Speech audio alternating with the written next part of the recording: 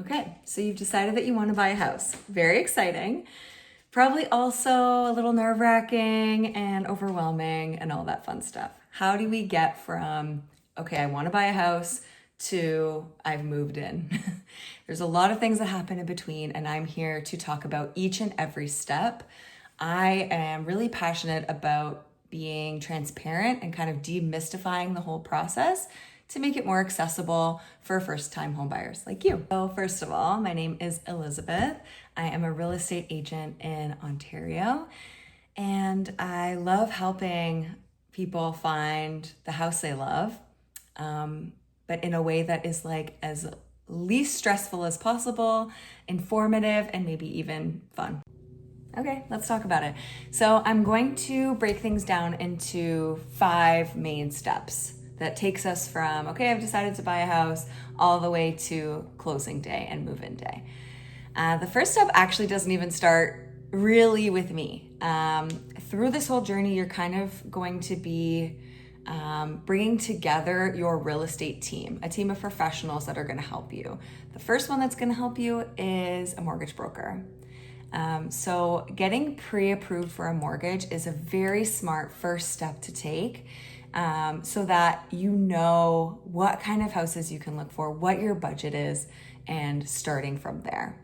If you don't do your mortgage pre-approval first, you are kind of setting yourself up for heartbreak. We can't start looking at houses in a certain budget range only for you to get pre-approved for a mortgage and realize that your budget may be lower, or maybe it's higher than you think. We really just want clarity on what you can afford and what starting point we are going to be working from. So once you do that, you come back and see me again. This is where we'll do a full buyer consultation. I like to meet with my clients and talk about every single thing that they're looking for in a house, whether it's a want or a need or somewhere in between.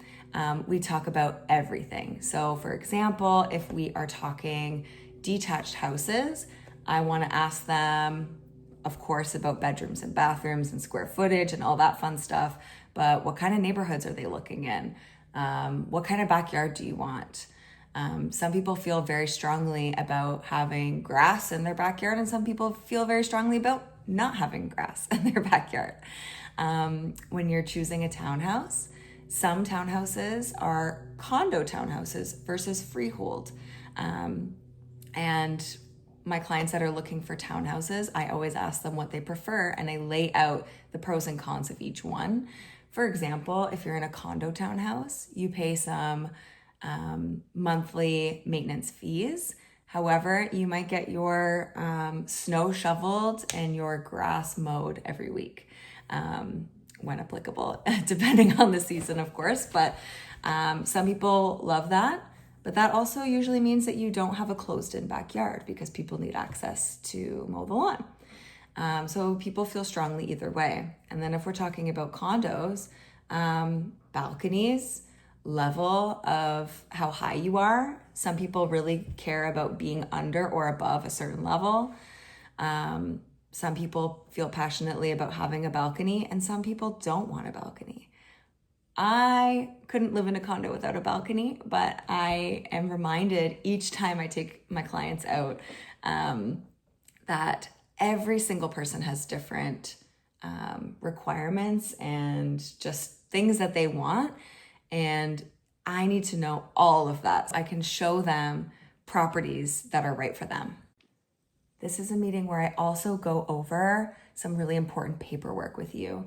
Of course, we'll talk more about that in our actual buyer consultation, but it includes important documents about working with a realtor. So there are 2 that I have my clients sign that are mandatory in Ontario, that outline what it means to work with a real estate agent, your rights, and what we owe each other. In really short terms, it means that I owe you something called fiduciary duties, which we can go into much more in a different video, but basically means that I work for you and I hold your best interests at heart, and I owe you the loyalty and full disclosure at every point. So I work for you primarily. And then What you owe me as your real estate agent is that you work with only me. That is something that is a rule in Ontario, is that you work with one real estate agent, and you get to choose who that is, but you choose to work with just them. And we talk also in those documents about commission, but I'm going to say right now, as a buyer, in most cases, you do not pay any money to hire a real estate agent.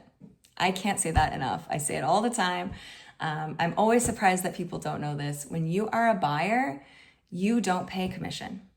So it is always in your best interest to hire a real estate agent when you're buying, especially if you're a first-time home buyer, but at any time that you're buying property, because you have a professional who is working for you, who owes you these fiduciary duties, and who has your best interests at heart. So, I mean, I'll always preach about that. Okay, so the next step number 3, is the fun one. We get to go see houses. So I set you up on an app that is pretty awesome. I put in everything that you told me. I take everything from our meeting, all my notes, and I input it into this system where it will automatically show you all the properties that match your criteria. So for example, say you want to live in Mississauga and you don't care what neighborhood. You want a semi-detached house with 3 bedrooms and 3 bathrooms, but you're also okay if there's only 2 bathrooms, and you want a certain square footage. You want 1,500 square feet.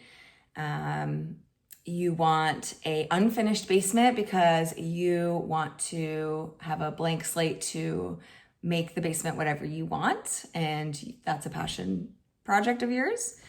And on and on. We could go on and on. I input all of those things, and then when you log into this app, you'll see everything that matches. Not only that, when there's a new listing, you get notified immediately. Right away, you'll get an app notification saying there's a new listing that matches your criteria, and you can check it out. Super fun. You can make different lists in the app. You can message me in the app, all of those great things.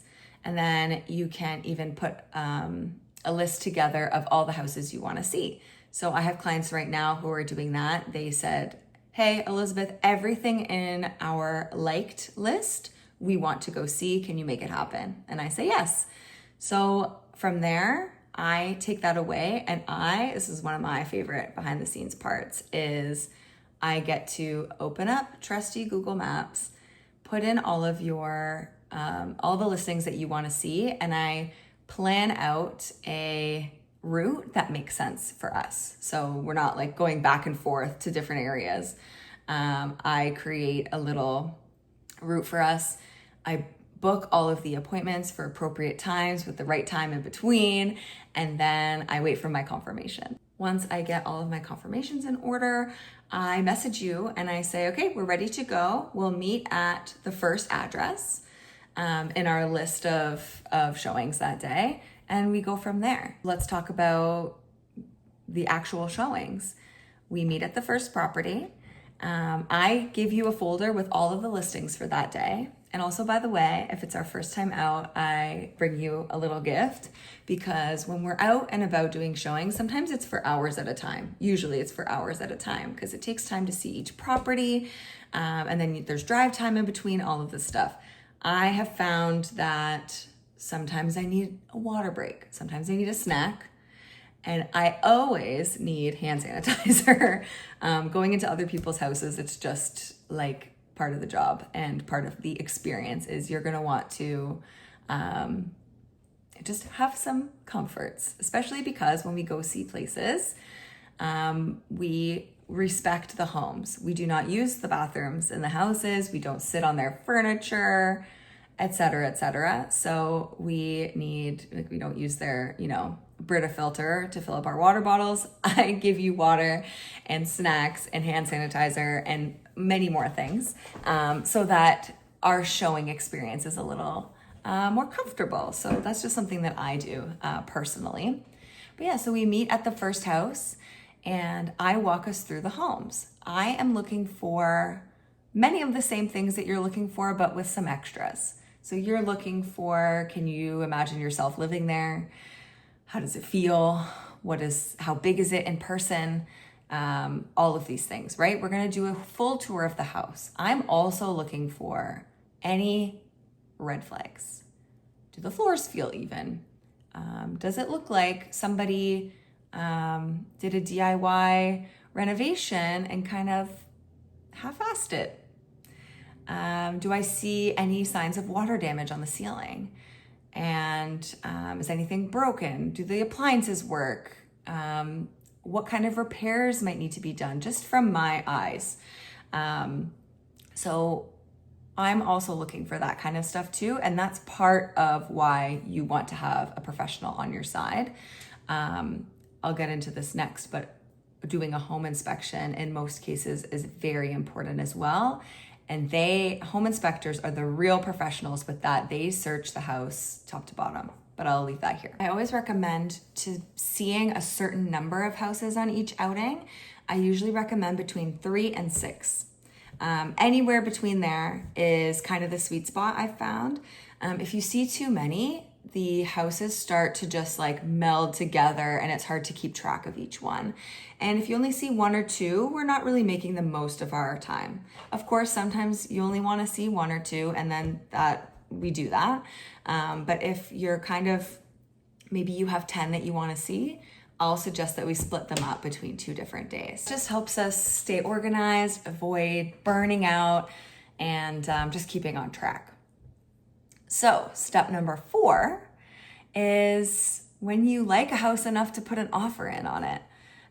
This is also exciting, but also quite nerve-wracking for a lot of my clients. And this is where I hope to be the kind of calm, steady pillar in the whole process. So of course I walk you through every step of submitting an offer, how to digitally sign it, what our offer strategy should be, etc.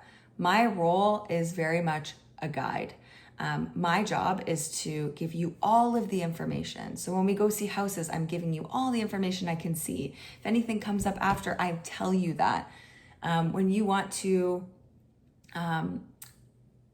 submit an offer, I will tell you what similar homes have sold for recently, all so that you can make an informed decision. It's ultimately your decision on the price and the closing date and everything else in this offer. But my job is to make sure that you have all the information so that you can make the best decision for you. You found a place that you love. We went and saw it. We like it. We didn't see any red flags. We want to put in an offer. We discuss our strategy and I draw up all the paperwork and I go over it with you page by page to discuss what's in it, what the offer looks like, and the main points. So these days, we can do this virtually or in person. It oftentimes ends up being virtually because you can sign digitally, which is great. So we will hop on FaceTime or whatever. If we're in person, that's great too, and I will bring all of the paperwork. I go page by page and explain everything to you. It's a lot of paperwork. A lot of paperwork goes into buying a house, and especially the transaction side of it. So that's where, again, my expertise comes in being able to explain each page to you so that you fully understand what you're signing. This is a legally binding document, and you want to know what you're signing and what you're agreeing to. Your offer will also include conditions. Conditions are things that keep you safe. So I'll just go over a few of the main ones, though there are kind of endless opportunities with conditions. But the main ones that we often find are financing. So the offer is conditional on you getting financing from your mortgage broker, from you getting the mortgage that you were pre-approved for. That way, if anything goes wrong and for some reason the bank says, actually, no, we can't give you this mortgage, that condition means that you are not on the line still for paying for this house. So that's a huge one that I always recommend we include. If you need a mortgage, we put this condition in. The second one is a home inspection. So when you are buying a home, this excludes condos for the most part, you want a home inspection. So this means that it's conditional on us being allowed in to perform a home inspection and that we're satisfied with the results of the home inspection. So that means if your offer goes through, we bring in a home inspector, which I have great connections with some really amazing, thorough home inspectors who check everything floor to ceiling. Past that, they go on the roof. They check everything. And they make a full report of everything, big or small, that is an issue in the house. And let me just say this, every house has something, and that's okay. We're not, trying to back out of an offer because one of the outlets doesn't work, or that the water pressure on one of the sinks is very bad. These are all great things to know, but these aren't deal breakers. What are deal breakers are maybe there's mold in all of the walls. There's water damage behind a wall that never got fixed, and now there's mold, and that's dangerous for you to live in. That's a big one.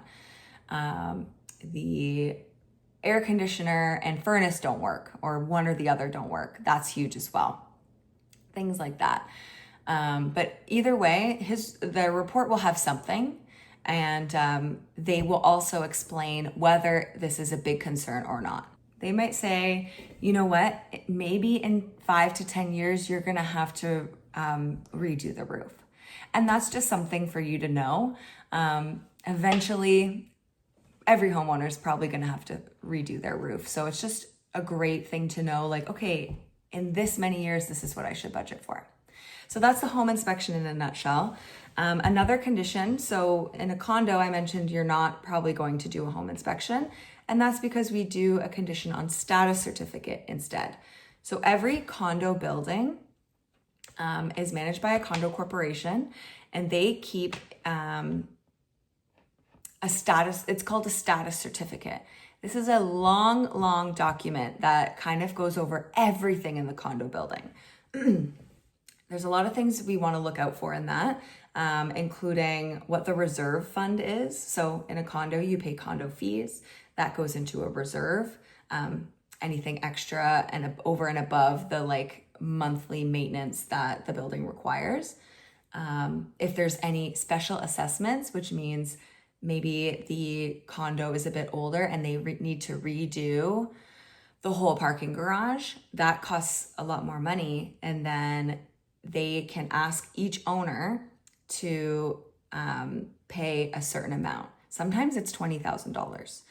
So they have to give notice of that. And so when you order the status certificate, we'll see things like, is their reserve fund healthy? Do they have enough money in case something out of the blue happens? Are there any special assessments? And then you also get to see the condo rules. So for the building, any rules like pet restrictions or quiet hours or garbage disposal, anything like that. We also have a lawyer review that. So that is the fourth person that's kind of going to make up your real estate team. We talked about the mortgage broker, the home inspector, and now we're going to talk about the lawyer. Among other things, the lawyer will review the status certificate if you're buying a condo, and they are the ones that help close. So let's actually backtrack just for a second. We're still talking about the offer, and I don't want to get too ahead of myself. So the offer, we put in all of the conditions. We put the price you want, the closing date you want, and we're also including a date in there called the irrevocable date.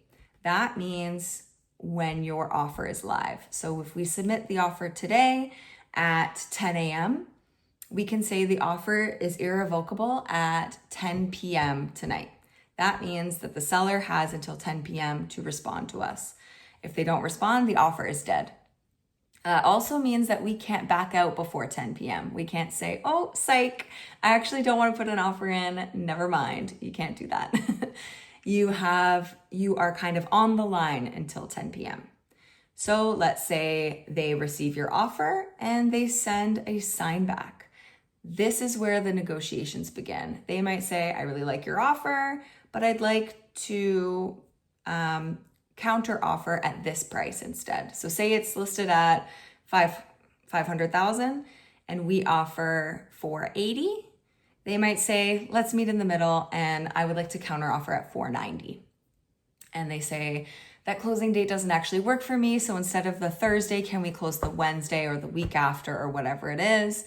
Maybe they want to say that something else is included or not included. And we go back and forth until we find an agreement. If we can't find an agreement, the offer dies and we move on. But if we do, then we sign an accepted offer. That means that the home is sold conditionally and the house isn't yours just yet. That means that the conditional period of all the conditions that we included in the offer begin. Also, you are giving a deposit check. So something else in the offer is how much of a deposit you're giving. The deposit gets applied to your down payment. So it's just a smaller part of your overall down payment that you'll be talking about with your mortgage broker of how much you're putting down. But the deposit can be anywhere between like $10,000 to $30,000. When you have an accepted offer, typically within 24 hours, you have to provide that money. So that's something that I always walk my clients through when we're submitting offers is like, you need to be ready to make a deposit the next day. So that's something that can be hectic if we don't give a heads up. It's like we put in an offer, what happens next? That if it gets accepted, you have to be ready to submit the deposit as well as start working on fulfilling all of the conditions. So some of them are in the seller's hands and some of them are in the buyer's hands. That includes financing. So at this point, you go back to your mortgage broker and say, this is the house. We put an offer in, it was accepted. We need to finalize our mortgage approval. So that happens. Once it is, we can waive that condition. We also have to book and perform the home inspection, typically that same week. Both of these are usually within 5 business days. And once we perform the home inspection and there's no red flags, we remove that. And if it's a condo, same thing with the status certificate. It's just meeting with the lawyer and having them review it. And if all is good, we remove that. Once all the conditions are removed, your offer is firm. That means the home is sold firm. It is yours. All you have to do now, well, there's still a lot to do, but basically all you have to do now is do your revisits. So usually I negotiate for my buyers to get 3 revisits. That means you get to go to the house to do measurements or just look at it or show your parents or whatever. And this is where you kind of start working more with the mortgage broker and the lawyer rather than me. I handle the transaction side, and the next thing that I walk you through is closing day. So in our offer, we picked a closing day. Let's say it's August 1st. August 1st comes, and it doesn't mean that you move in at 9 a.m. Like, don't book your moving truck for 9 a.m. on closing day because that's just not realistic. What happens is closing day, your lawyer and the seller's lawyer, each side needs their own lawyer. They have to talk, and I mean, they're talking before this, but they have to officially close the home. So once the house is closed, the lawyers will advise us, and then that means that we can go to the property then it's yours. Sometimes it is 10 a.m., sometimes it's 5 p.m. As long as there's no issues, as long as it's that day, we're happy. On closing day, I go with you to the property, and we make sure one last time that everything is as it should be. We check all the appliances just one more time, do a full walkthrough. I give you a fun closing gift because yay, you bought your first house, and then it's yours. That's it. You officially own a home.